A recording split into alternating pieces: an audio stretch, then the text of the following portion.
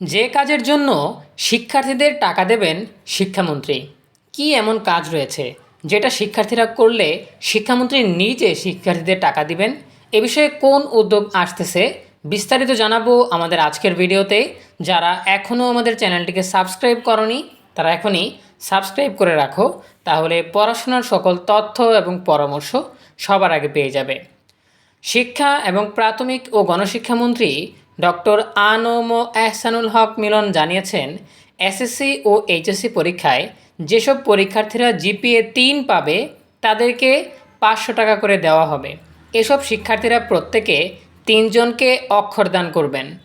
শুক্রবার 19 জুন রাজধানীর কৃষিবিদ ইনস্টিটিউট অডিটোরিয়ামে রোটারি বাংলাদেশ আয়োজিত ইনকামিং লিডার্স সেমিনারে এই তথ্য জানান তিনি। শিক্ষামন্ত্রী বলেন, শহীদ রাষ্ট্রপতি জিয়াউর রহমান শপথ করেছিলেন প্রতিটা শিক্ষার্থীকে দিয়ে অক্ষরদান করার জন্য, অর্থাৎ একজন স্টুডেন্ট আরেকজনকে অক্ষরদান করবেন। এসএসসি লেভেলে এটা করেছিলেন, তো সেটাকেই পারফর্ম করে এটাকে আমি প্রতিটি স্টুডেন্টকে যারা জিপিএ 3 পাবে এসএসসিতে এবং এইচএসসিতে পরীক্ষায়, তাদেরকে আমি 500 টাকা করে দেব। প্রতিটি স্টুডেন্ট 3 জনকে অক্ষরদান করবেন। আমি হিসাব করে দেখলাম আগামী 1 বছরে এটা হয়ে যাবে। এই প্রোগ্রামটা আমি হাতে নিয়েছি। প্রিয় শিক্ষার্থীরা, এই ছিল এখনকার সর্বশেষ তথ্য।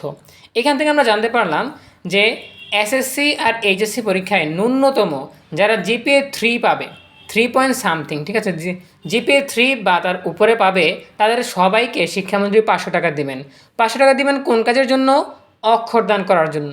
এখন অক্ষরদানের বিষয়টা তোমাদের কাছে নতুন মনে হতে পারে, তাই কনসেপ্টটা আমি একটু বুঝিয়ে দিচ্ছি। সেটা হচ্ছে, তোমরা শুনেছ যে সাক্ষরতার হার কত আর নিরক্ষরতার হার কত, অর্থাৎ যাদের কোনো বর্ণজ্ঞান নেই, অর্থাৎ কোন অক্ষরটা কী সেটাই চেনে না, অর্থাৎ অক্ষরই চেনে না, তাদেরকে অক্ষরদান করতে হবে। অর্থাৎ অক্ষর পড়াতে হবে, স্বরবর্ণ ব্যঞ্জনবর্ণ পড়াতে হবে। এরপর তারা যাতে ন্যূনতম বাংলায় রিডিং পড়তে পারে কিংবা নিজের নামটা লিখতে পারে, সেটাই হচ্ছে সাক্ষরতা আর হচ্ছে নিরক্ষরতার মধ্যে পার্থক্য। যারা নিরক্ষর তারা অক্ষরগুলোই চেনে না, নিজের নামও লিখতে পারে না। আর যারা সাক্ষরতার হারের মধ্যে আছে তারা কিন্তু নিজের নাম লিখতে পারে, ন্যূনতম অক্ষরগুলো চেনে। তাই প্রত্যেকটা শিক্ষার্থীকে অন্তত 3 জনকে অক্ষরদান করতে হবে, অর্থাৎ অক্ষর চেনাতে হবে ন্যূনতম, যাতে তারা অক্ষরগুলো চিনতে পারে, অক্ষরগুলো দিয়ে বানান করে পড়তে পারে, রিডিং, নিজের নাম লিখতে পারে, এটুকু যোগ্যতা তাদেরকে বা দক্ষতা তাদেরকে অর্জন করে দিতে হবে। এটাই হচ্ছে অক্ষরদান, ঠিক আছে। সো একজন শিক্ষার্থীকে 3 জনকে অক্ষরদান করতে হবে, এর বিনিময়ে শিক্ষামন্ত্রীর কাছ থেকে 500 টাকা পাওয়া যাবে। আর এর জন্য তার ন্যূনতম যোগ্যতা হচ্ছে এসএসসি আর এইচএসসিতে সর্বনিম্ন জিপিএ 3 পেতে হবে, এর উপরে হলে কোনো সমস্যা নেই। সো আশা করি তোমরা বুঝতে পেরেছো। এ বিষয়ে তোমাদের যে কোনো প্রশ্ন কিংবা মতামত জানাতে পারো কমেন্টে। দেখা হবে পরবর্তী আপডেট নিয়ে নতুন কোনো ভিডিওতে। সেই পর্যন্ত তোমরা সবাই ভালো থাকো, সুস্থ থাকো, নিরাপদে থাকো এবং সবসময় ইএনইউবি চ্যানেলের সাথেই থাকো।